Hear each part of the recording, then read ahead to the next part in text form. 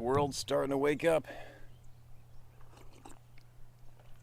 I think it's 5:30 or something. And this place needs so much work. We've done so much work, it's absolutely stupid so far. The static landing was outside. It's gonna frame up a couple rooms downstairs. And then gotta get the horses, gotta get home. I gotta get so many more loads over here. Holy. It's a beautiful place, beautiful place. We're swimming in a river hole about, I don't know, about a 1 minute quad ride down the dirt road here. I think there was something like 8 or 9 eagles there, and I was swimming with sockeye salmon in the river. It's pretty amazing. The water is warm though. I sure hope those eggs are going to take in that warm water. That's a big concern of the planet today, right? Warm water and fish. It's not a good combo. Pile of deer around here, man. So many deer on the yard. They're basically tame. We had them about 10 feet from us last night. It's pretty cool. But anyway, I got a bunch of shares I got to get out here. Got to catch up with. I can't wait. Well, I can't wait. One day I'll share more of my story there eventually with you guys, and you're going to understand a whole lot more of what's going on here, my motivation, all right? Another big part of my motivation. Anyways, till then, I got to get so many stories. Okay, listen to this one. Sabe saved me and my pregnant daughter. Dear Steve, I'm watching your channel for a few months and now I want to share one of my experiences with you. There are many, however, I will write on this one for now. Hopefully it helps others. My name is Melissa. I go by Mel. I am a disabled law enforcement. I pride myself in being a critical thinker and apply my training from being raised in law enforcement and military to all situations in life. I've always been the person that has been gifted with a spiritual gift of premonition and the ability to see what most can't. I also have a deep desire to be in nature. All animals and creatures have always gravitated to me wherever I go. Nature is my solace. On with the story. About 8 years ago, I met my husband, and one of the things that made me love him is his ability to accept my gifts and be open-minded. I should mention we are both part Native American, and he is a shaman.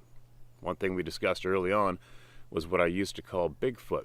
We both agree they are interdimensional beings and protectors of the lands. They are sacred. He told me of experiences his family had in Michigan and how he and his father had tape recordings of Bigfoot calling and screaming out in the deep woods of their land. These occurrences happened for over 40 years. He told me that the sounds couldn't be mimicked, and unless you heard it, you couldn't understand or describe it. I've never asked to hear the recordings. I just let it be. Fast forward 4 years. My husband, our 32-year-old son, my 8 months pregnant 21-year-old daughter, and I lived in New Mexico. We lived at base of the Jemez Mountains between 2 reservations and often went up 11,000 feet into the mountains for day trips, camping and to hunt bear and elk. One particular trip, the guys decided to go scout elk and fill their bear tag. Any true hunter knows that these tags are hard to come by and drawings are required.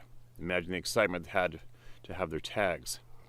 No doubt. Probably doing jumping jacks for a week after they got that. Nope.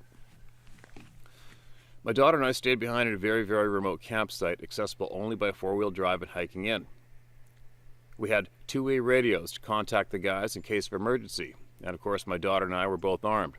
My husband insists that I interject here and tell you that not only did I have the .303, but also made him give me his .357 for my sidearm. He jokes to this day that I sent him into the wilds armed with nothing but his recurve bow. Yeah, that's just what women do to us, man. Kidding.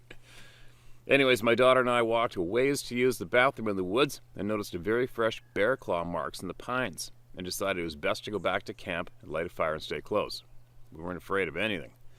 I was raised in Texas around various wildlife, including mountain lions, aka cougars, alligators, and coyotes, but I had not had many experiences with bears or wolves or the other predatory animals up there, so I took caution.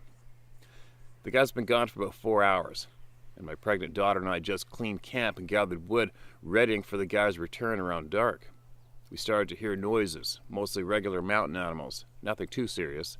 Then a feeling of dread took over me. Something caught my eye. I looked up the ridge next to the river right beside our campsite. There was a 150 steep drop from the top, which dipped down into a small river/creek about 10 feet from our site. I noticed a mountain lion.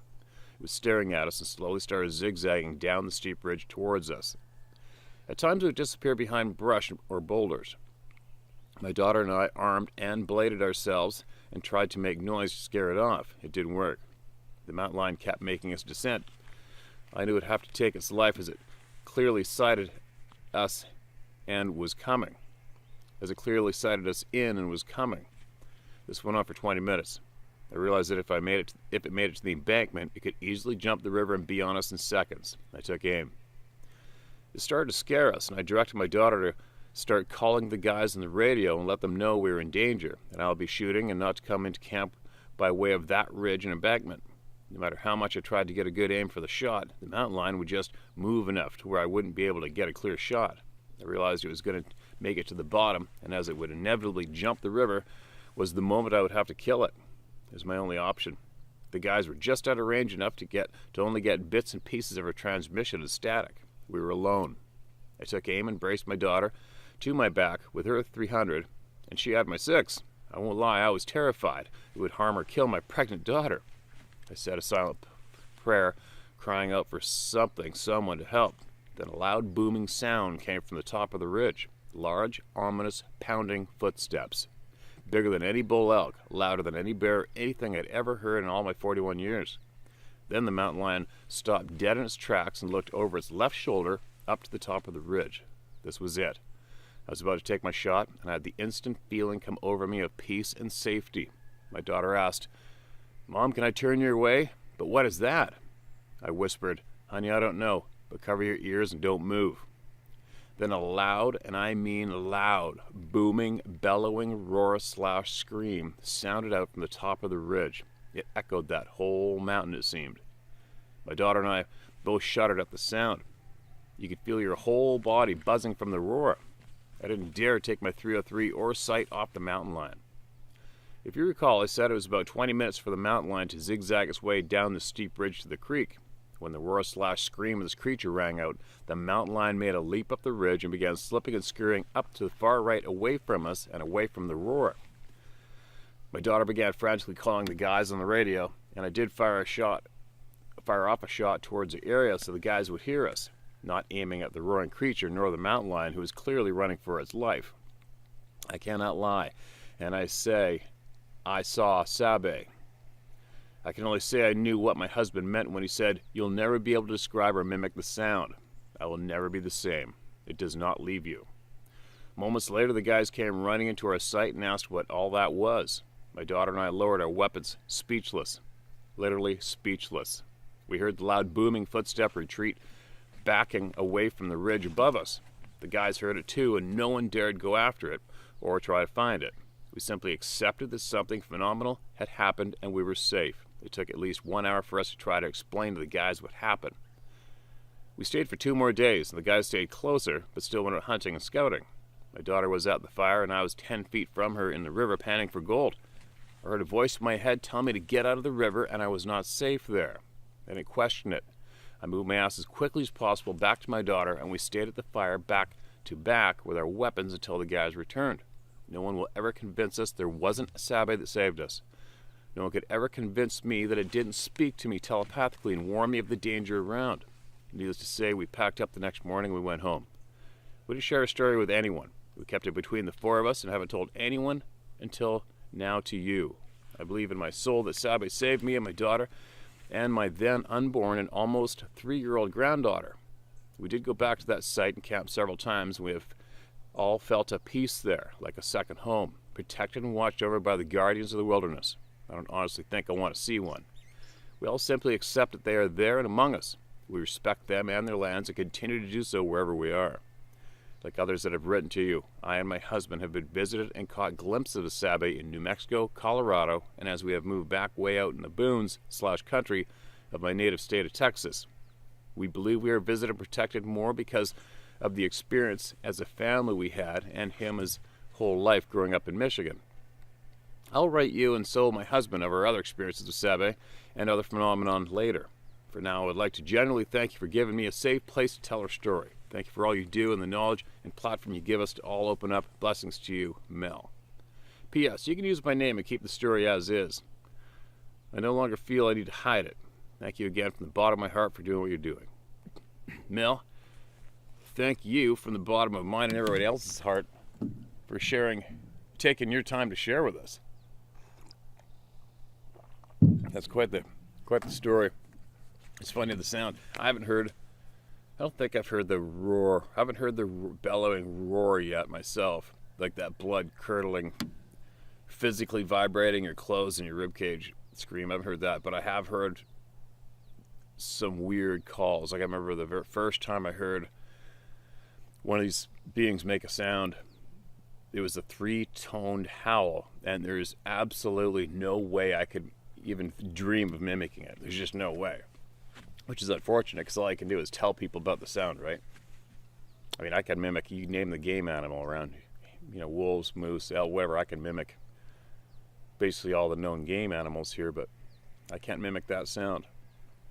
And it's funny, if you've been following this channel for a while, you're not the only person who's written in about being potentially saved from these things, especially from cougars. Remember we had that guy that said that one grabbed that big cat. What did he do? He broke its back and threw it or something. I think there's a few other instances of these beings potentially saving people. But I'd definitely be interested in hearing all the information and the knowledge you and your husband have for sure, especially if it helps people, all right?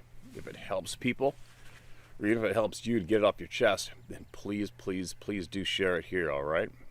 I'd be very, very, very appreciative of that. I'm glad you're all safe. And thanks again for sending that in. Thank you for the kind words, all right? We really appreciate it. Good afternoon, Steve. I was watching a few of your YouTube videos this morning and decided to reach out. I'm very leery about putting pen to paper and sharing our family's experience openly. At the time of our experience, we lived just outside Ottawa, Ontario at the time, which is why it makes this experience even more bizarre. Unfortunately, this experience has a profound impact on our autistic son, which even to this very day, it still brings up a great deal of anxiety and anxiousness for him many years after the encounter/experience. Sadly, the other people who also experienced this event, one was a veterinarian, were very adamant that they did not want to ever speak about it again with anyone. Steve, I was wondering if you would be open and willing to having a phone conversation with me. I promise I'll keep it short to the point. If you choose not to call, I completely understand, as I realize that you're extremely busy and have a great deal on your plate. Regardless, I think what you're doing on your channel is great. People need a place to share their experience with others without being judged or ridiculed.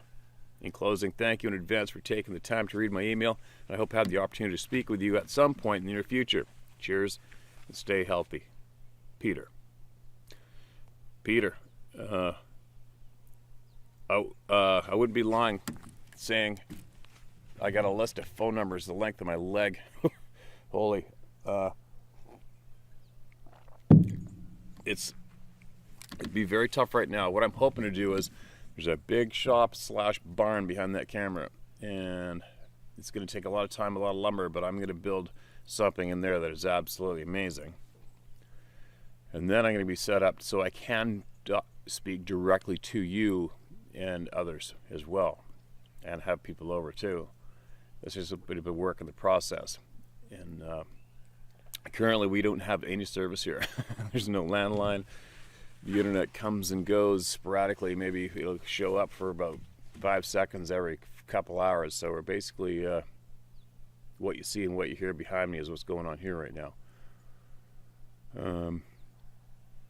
Obviously I'm going to have a whole pile of emails coming after I read this one. And I'll pass this to you and everybody else listening. Don't let me forget.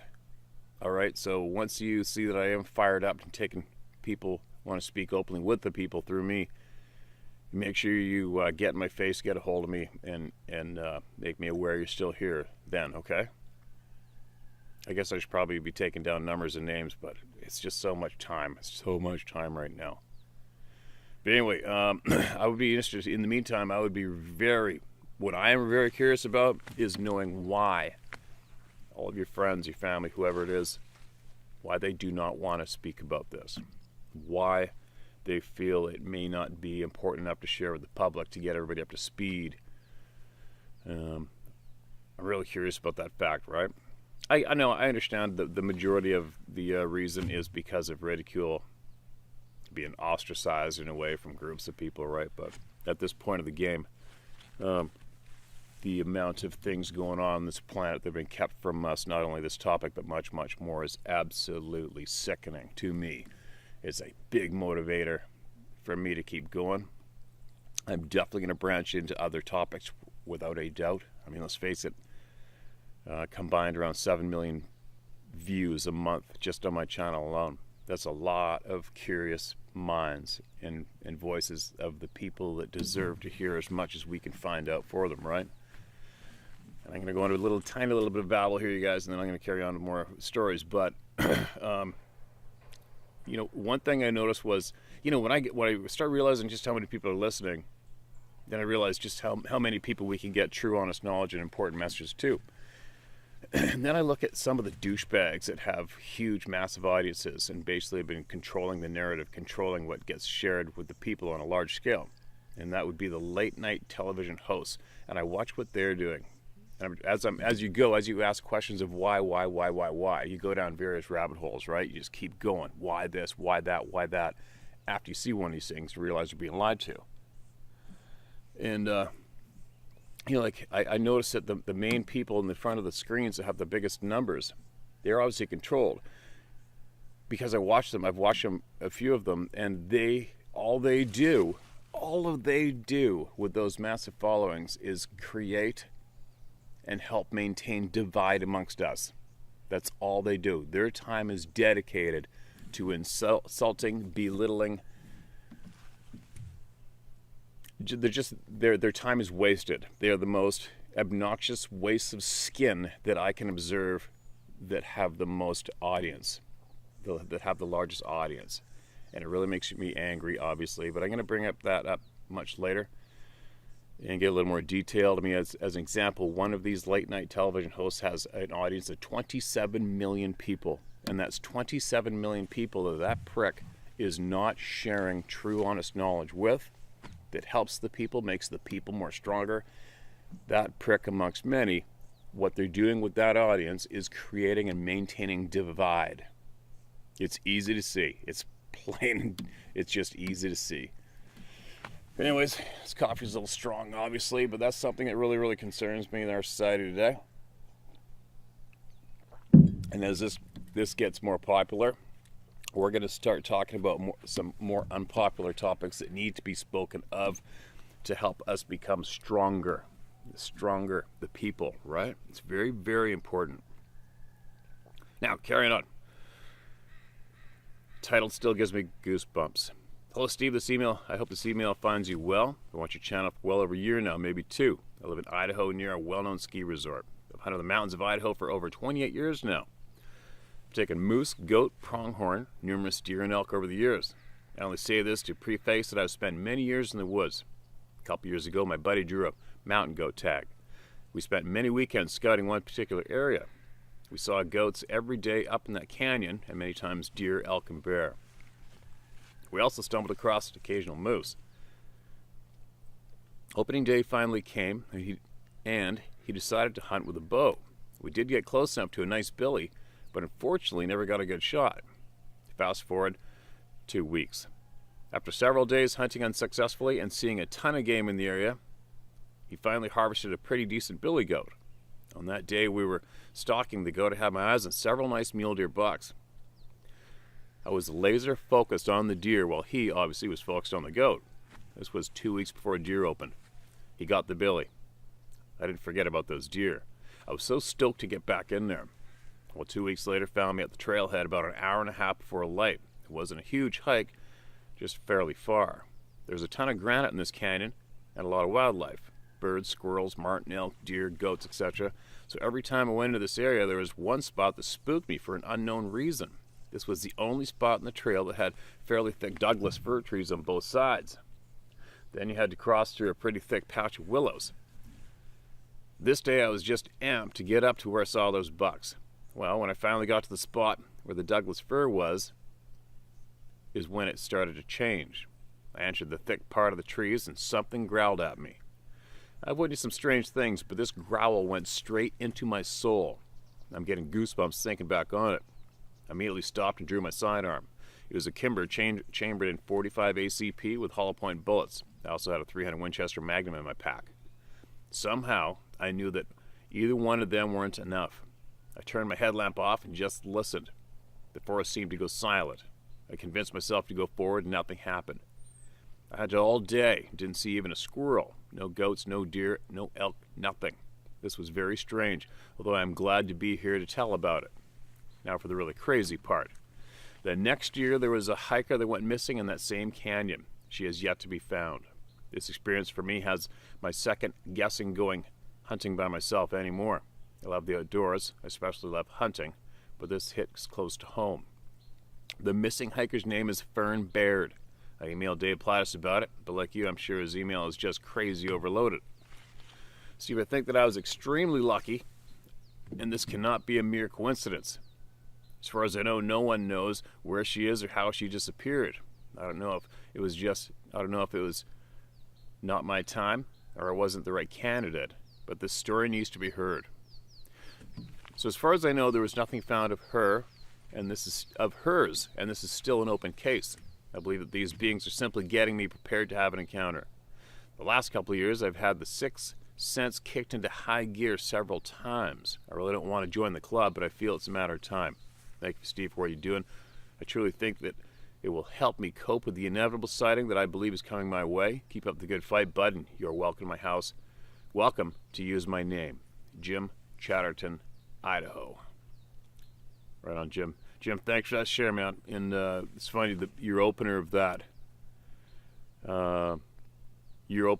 experience took me straight back to mine.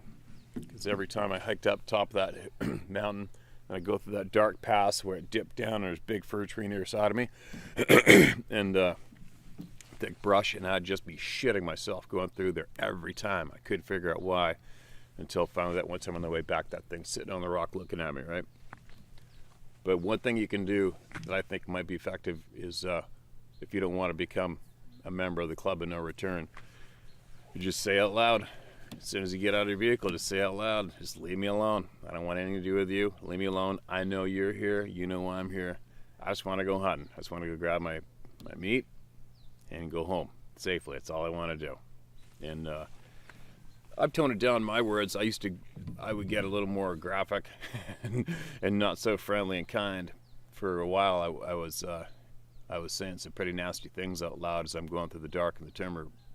But and then I kind of changed my tone. I'm a little more polite now in a way, but it works. It's working for me. Although they do make it absolutely obvious they're around to me at least a few times a year. But sometimes, I used to say it for years, is I just know. I still have you just know it's eventually, I know that I am going to have a face-to-face again. It's just a matter of time. I don't think there's any way out of it myself, for me. And when that time comes, it'll come, and hopefully I'll be able to keep my shit together and it doesn't ruin it. That's my main fear for me, is having it ruined. I've spoke with so many people who've had it ruined. They don't even want to go near a tree, let alone go in the bush or even drive down a country road. It's ruined, and I don't want it ruined. I'm gonna keep going. I'm gonna keep going and lapping up every single day I can with what I'm passionate about until I can't anymore. Like, that's what we all should be doing, right?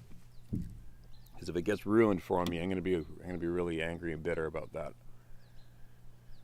But anyway, we all got to keep talking about this shit, right? We all got to keep talking. So thanks for that share, man. Appreciate it. Be safe out there, but just try those words next time you go. And you might feel a difference, right? When your sixth sense kicks in, it might start kicking in a lot less. Possibly. Hello, Steve. Let me first say that we all appreciate everything you're doing for people deeply affected by having encountered these beings. I know it's really helping a lot of people. And my condolences to Mr. Macaroni. I know it's tough, brother. Anyway, he asked if anyone else has had an encounter with the see-through like Saran wrap entity, like in the Predator movie. Well, yes, I have. Mine is a little different and odd. To give you a quick catch-up about me, let me first say that I'm not a researcher. That word just makes me cringe when I hear it. I consider myself a crazy enthusiast.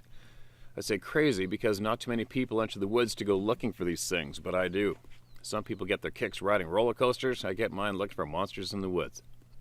I've had numerous encounters and a couple sightings. They're all relatively boring compared to most, so I'll stick to the story at hand.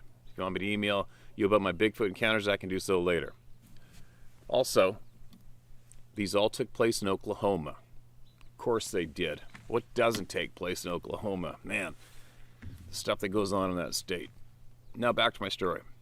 So I was out in one of my areas with my girlfriend looking around. Yes, I'm very lucky to have a girlfriend who will do this sort of thing with me. That's hard to find these days, but she likes it.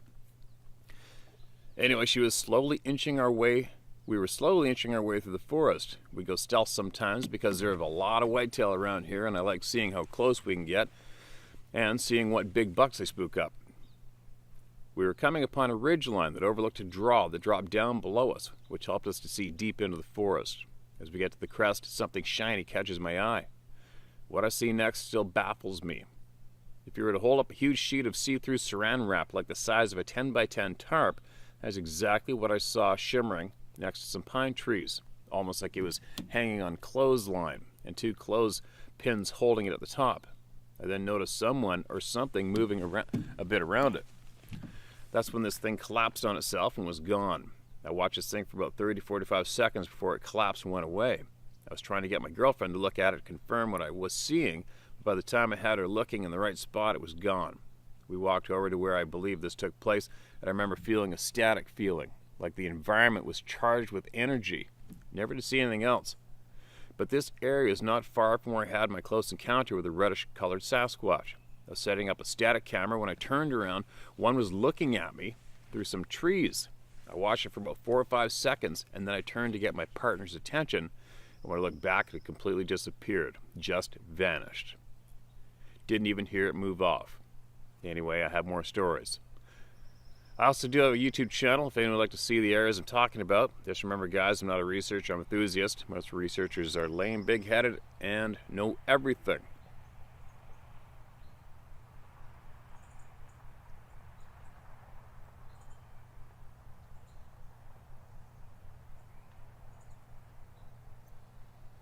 And are doing it for the wrong reasons.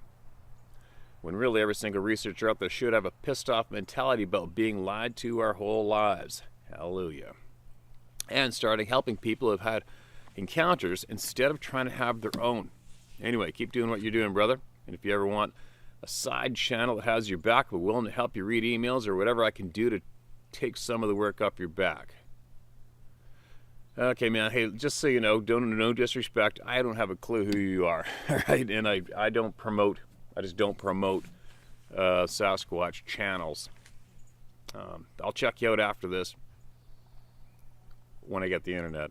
But don't be insulted, all right? I don't promote Sasquatch-themed YouTube channels, okay? Not yet. Especially not without knowing firsthand first, okay? Anyway, that's my encounter with the Saran wrap thing. It almost looked like a portal, and that thing went in it. I've never told anyone that. You are the first. Well, take care, Steve. Keep the videos coming, and if you need help, I've got your back. Sincerely, Chris. Okay, man, thanks for that email. Absolutely appreciate it. And the portal thing, they're very, very real portals. There's a lot of people out there 10 times smarter than I am who have direct links and contacts with scientists who've been putting a pile of work and money and time and energy into these things, and other groups of people. And it's just something that's very, very real.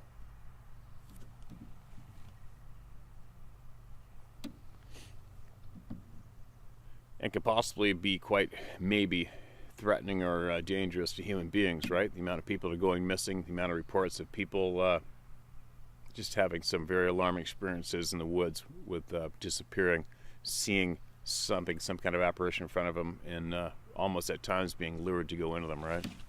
And who knows how many people don't come back from them.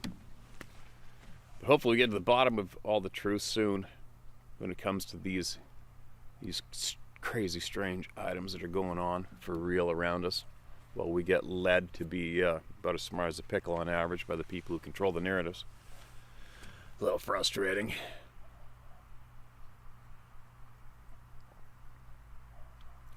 Another one. My curse.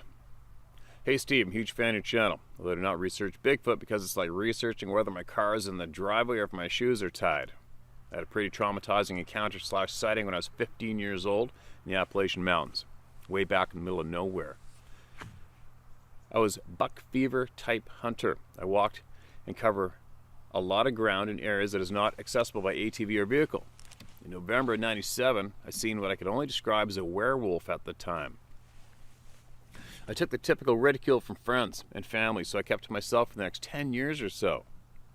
It was with me all the time. About an hour of any day, hardly, where it didn't cross my mind once. I'm 38 years old now. Since around 2015, I ran across a video and eventually found out there was other people who have seen and encountered this creature. I know how crazy the name Dogman is, but trust me, it is fitting.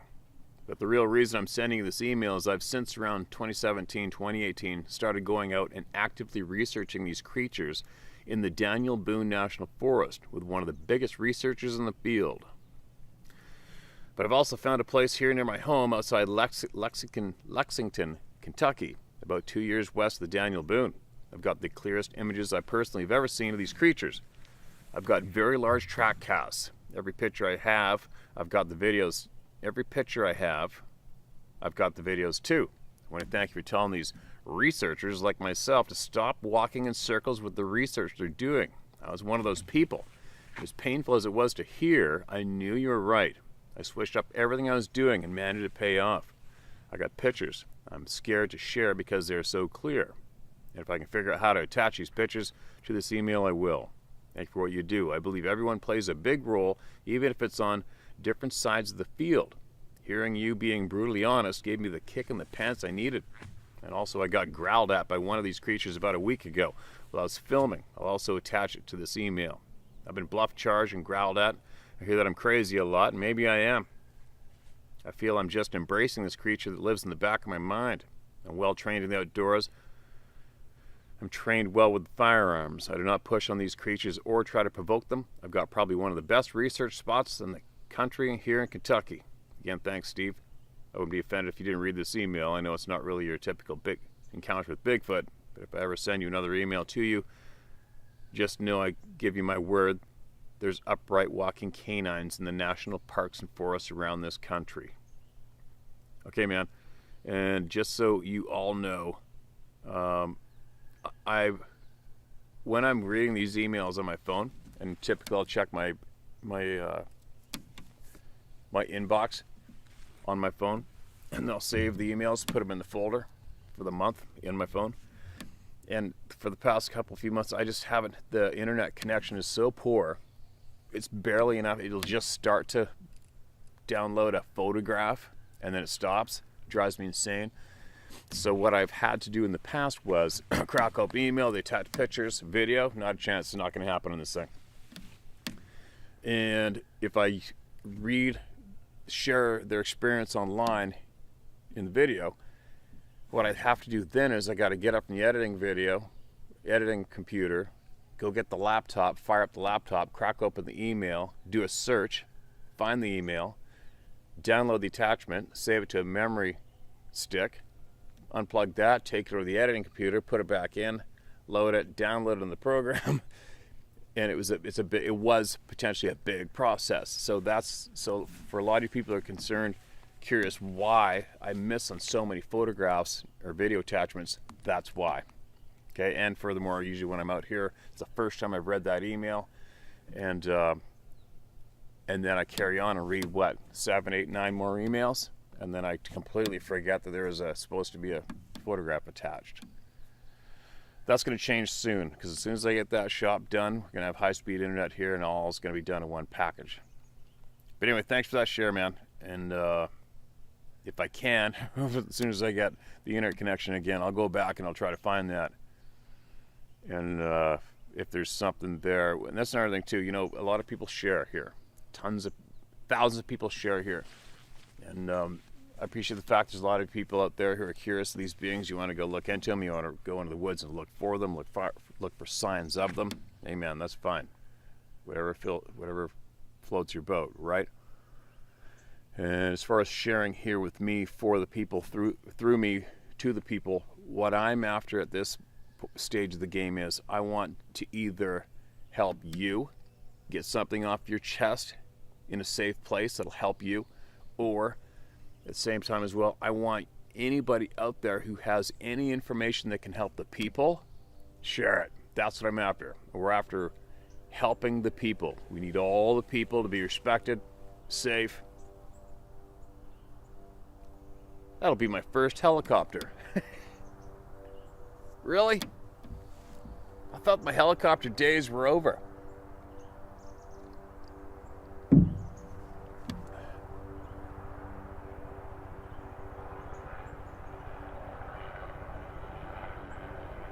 Huh. Right over the house.